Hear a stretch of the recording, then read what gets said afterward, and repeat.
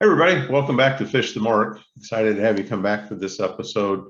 Bell and I went to Sangchris Lake back in December and fished that lake and had a really good day. Had a lot of fun that day. It was a really interesting trip. There was a variety of challenges weather-wise that day that we dealt with. So I think we'll jump into uh, what the day was like and the lures that we used and what we caught, and then we'll show some videos of the day. So let me jump into that. So we went on December 15th. For those of you who don't know, Sangchris is a cooling lake for a coal-fired plant. Probably only have a few more winters of being able to fish this plant before it gets shut down. But it's a really good lake that we'll talk about in a few minutes. In the winter is very good fishing there. It's south of Springfield, Illinois, just off of I-55. So this is Springfield here. Here's I-55. This is Highway 104. It takes you over. There's a boat ramp right here that I use called Stracus Point Launch. It's a lake that's got a lot of deep water. It's got some shallow coves, it's got drop-offs, it's got trees down in it. So you can fish some structure.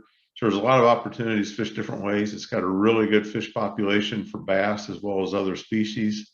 And so it's a really good lake to fish. It's got a lot of trees all around it. It's in a bit of a forest preserve kind of area. And there's just a lot of trees around it, which was really helpful the day that we fished, because it was a crazy warm day for December in Illinois. It was 63 degrees.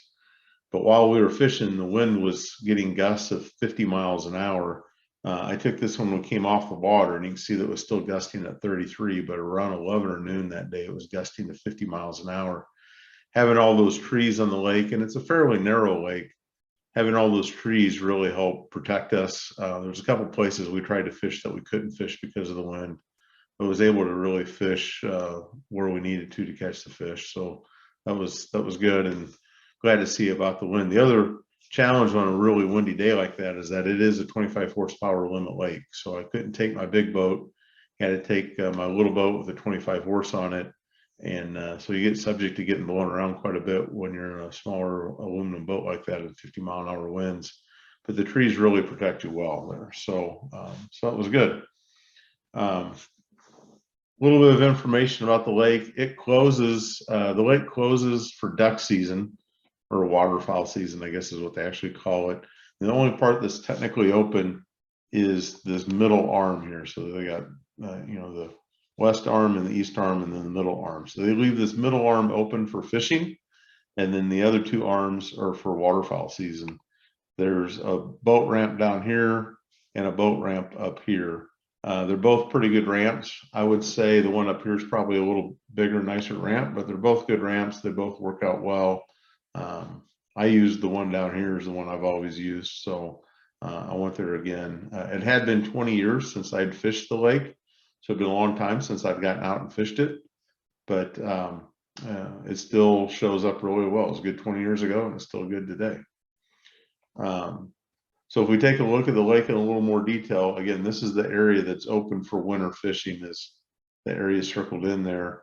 And then I kind of zoomed in a little bit closer here so you could see more of the specific area that we fish. So put in down here on the public boat ramp, and I ran all the way out here because I was thinking, with it being December, that the fish might be deeper. And I could tell by looking at the topographical map that there were drop-offs and deep water out here. And so I fished out here for a couple hours, but the wind was blowing so hard that I had a really hard time staying on there. I was marking a tremendous amount of bait fish, did not get any hits out in this deeper water. And I think combination of it being such a warm day and that wind making it so that I couldn't fish it, I just could not make that deep water out there work. So I came back and tried hitting this deep water right in through here.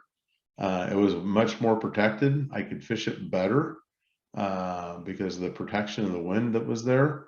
But I was still marking a lot of bait fish, but I just could not get anything to hit. So then I ran thought I'm going to start fishing some of these coves. So I ran back into, actually I ran to this cove first, missed some fish in this cove. In fact, I'm going to show the fish that really gave me the clue what was going on that day. And then I hit this cove, and those two coves are really where I caught my fish at during the day. Both those coves, they don't look like it on this map, but they're both pretty decent sized coves, and caught quite a few fish. Sorry about that. Caught quite a few fish out of both of those coves that day. I missed some fish that day as well. They were not crushing it; they were hitting it kind of soft, and so I missed a few fish. In fact, the fish that really gave me a clue on how to catch them, I didn't miss. So, in fact, this is that fish, right? And before I hit play on this, you know, all the fish I caught were in 2 feet of water. They were all around down trees, but they weren't up tight to the shore. I think because of it being winter time, and it being warm that day, they'd kind of moved up for the day and were getting ready to move back out when bad weather came. So they were on the outer edges of all the trees. Hitting the tree, I was using a Judder jig, which is like a chatterbait or a jackhammer.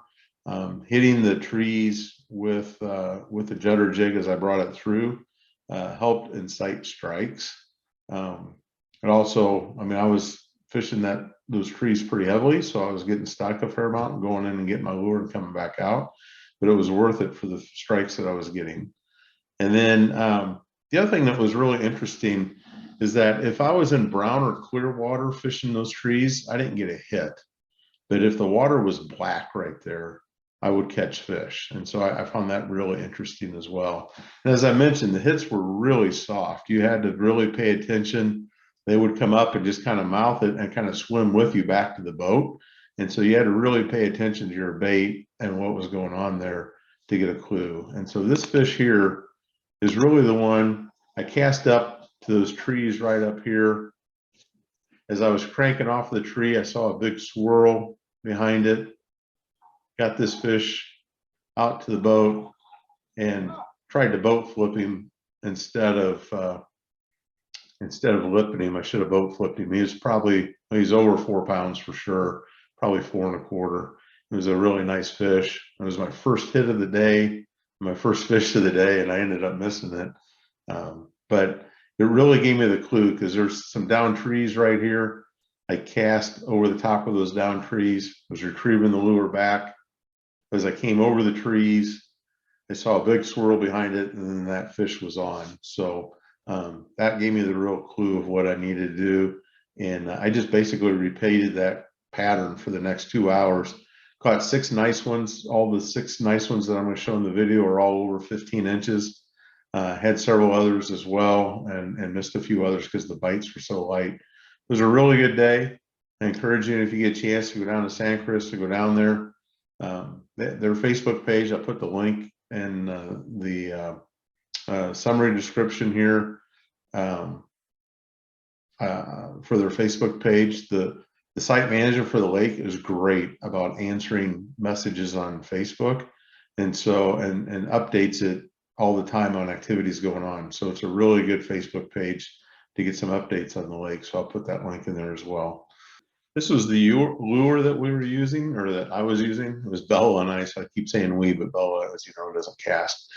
So this is the lure I was using. It's called a Judder jig by Razor Custom Tackle. I'll put a link in there.